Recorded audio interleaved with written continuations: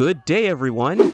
Londononion here, shamelessly returning to our exact same two archetypes for an alternative build fitting for the Apocalypse difficulty. Now, I don't necessarily wish to do a complete repeat of our previous introduction to the Engineer and Summoner archetypes, but it is important to shed some light on a different point of synergy between the two, which will be the basis of this build, which, without any further delay, we'll just jump right into.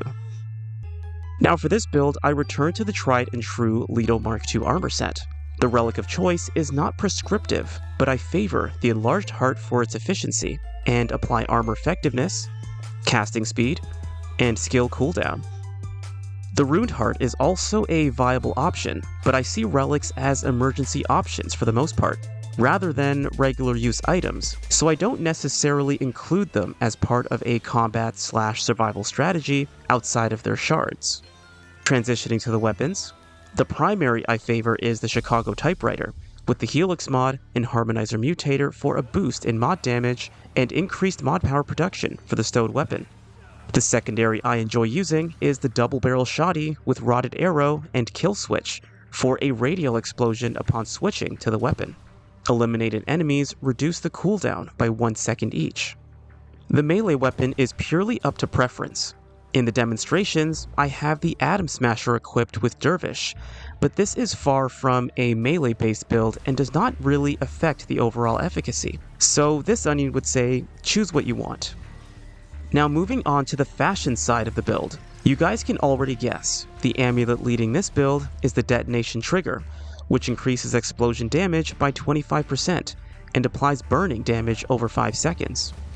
As for the rings, I equip Blasting Cap Ring, Burden of the Rebel, Cataloger's Jewel, and Encrypted Ring. Blasting Cap Ring increases explosive damage by 15%. Burden of the Rebel decreases skill cooldowns by 15%, but reduces relic use speed by 25%. Cataloger's Jewel grants 10 units of mod power per second.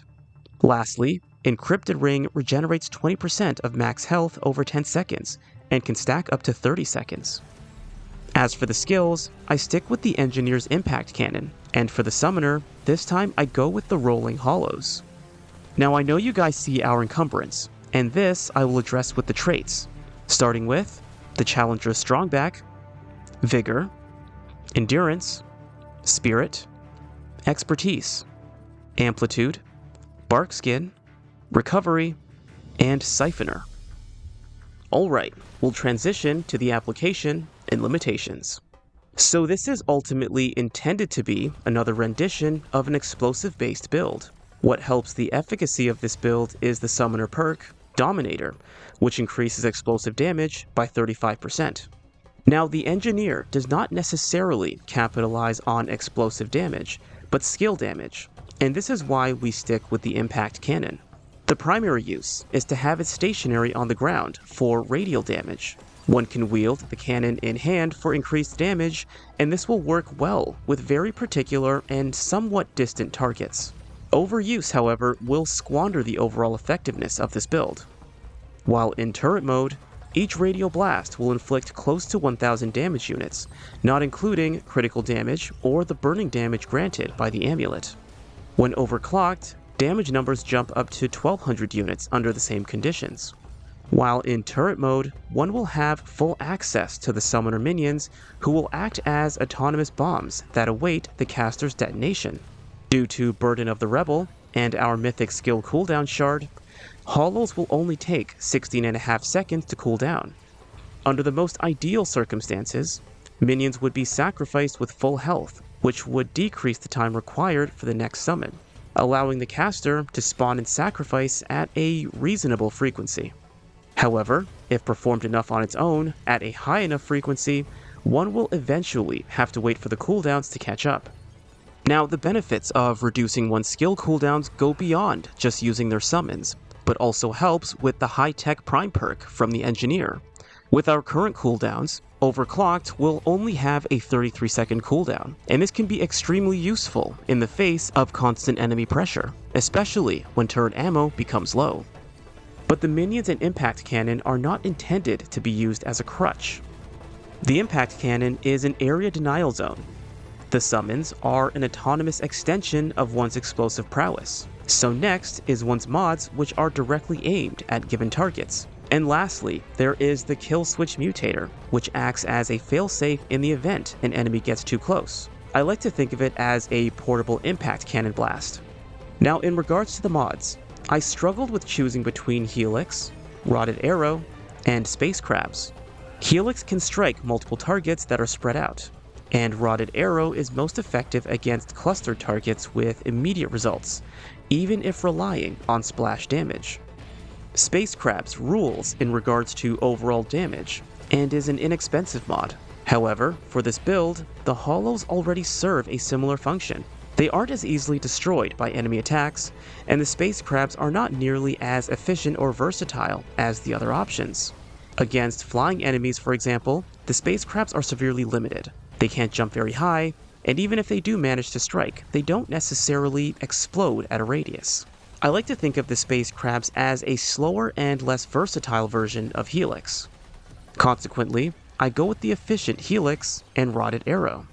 Now the Helix mod hugs the middle ground of mod expense, and will cause more strain to be used regularly. But the point of this build is not to be a one-trick pony, but have a versatile arsenal that they can cycle through infinitum. Following a Hollow sacrifice, one can use a mod charge from either weapon, summon a Hollow, use another mod charge of their choice, sacrifice the Hollow, use another mod charge, rinse and repeat. Now this is not supposed to be a definitive blueprint of how to use this build, but instead this is intended to exemplify the type of switching that is required in order to most efficiently use all of one's tools, lest they run into a dead end of something being constantly depleted, let's say. The constant damage from Hollow sacrifices, impact cannon damage, especially when overclocked, kill switch explosions, mod explosions, and the natural pepper of one's primary and secondary weapons, mod generation becomes seamless. Now, a natural byproduct of heavy mod use is having a nearly uninterrupted stream of health replenishment due to Encrypted Ring and the help of Cataloger's Jewel. The Summoner's Regrowth perk also deserves an honorable mention. Now, with such a versatile arsenal and Deadpool-like recovery, there are still some painful limitations of this build. Ironically, health regeneration is constant, but our explosive war machine is not a tank, despite our armor effectiveness, and is subject to falling in the face of high burst damage, or receiving damage in high succession where evasion is virtually impossible, i.e. being caught by surprise by multiple enemies. Second limitation is that deploying one's turret, or summoning/sacrificing a Hollow, requires one to be stationary for a brief period. Certain bosses, high enough enemy volume, and even some aberration mutators make pauses in movement extremely difficult to judge, with small margins for error. Finally, although melee use is not integral to the success of this build, it is easily the weakest aspect and will create undue strain on eliminating enemies that have breached defenses, including the kill switch explosion. But this onion would consider that to be a small limitation. Speaking of small limitations, it is important to note that the Rotted Arrow can unfortunately cause friendly fire, so despite its ease of use, it can also mean one's demise if they are not careful. Now, speaking briefly on our primary and secondary weapons, they aren't necessarily limitations, but they definitely take a back seat to the other more explosive options we have in our arsenal. The Chicago Typewriter is a lengthy base of suppressive fire. Meanwhile, the double-barrel shotgun is a good answer for those who don't respect personal space. Both weapons together serve as the bread and butter, but in a sandwich that is more concerned with the vegetation, meat, and condiments. Now, I construct these builds with the philosophy of, you can't lose if you don't die. They are ultimately meant to be generally effective enough to have an answer in virtually every circumstance, provided one's skill, or lack thereof, is not the reason for their demise. However, every archetype and pairing will have their fair share of weaknesses based on their natural abilities and the biomes they explore. Otherwise, that concludes our build for today. Thank you very much for watching, and I'll see you guys next time, ideally with a different archetype.